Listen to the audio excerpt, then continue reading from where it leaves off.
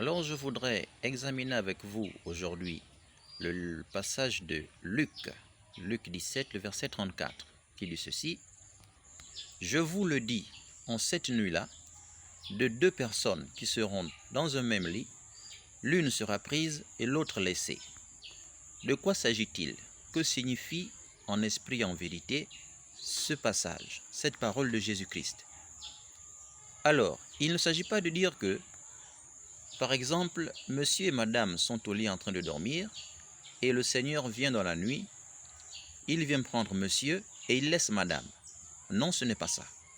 Il ne s'agit pas non plus de dire que Dieu, le Seigneur Jésus, va venir prendre madame et il va laisser monsieur. Non, il ne s'agit pas de ça. Cette écriture est une parole ouverte et en même temps en parabole. Parce que on dit bien qu'il s'agit de deux personnes. Les deux personnes, nous on pense qu'il s'agit vraiment de monsieur et de madame. Et non, il ne s'agit pas de ces deux personnes-là. Les deux personnes dont il est question, c'est ton corps physique et ton âme. Voici les deux personnes dont il est question. Donc ton corps physique et ton corps spirituel, qui est ton âme, donc ton esprit. Donc de ces deux personnes-là, il y a un qui sera pris et l'autre sera laissé.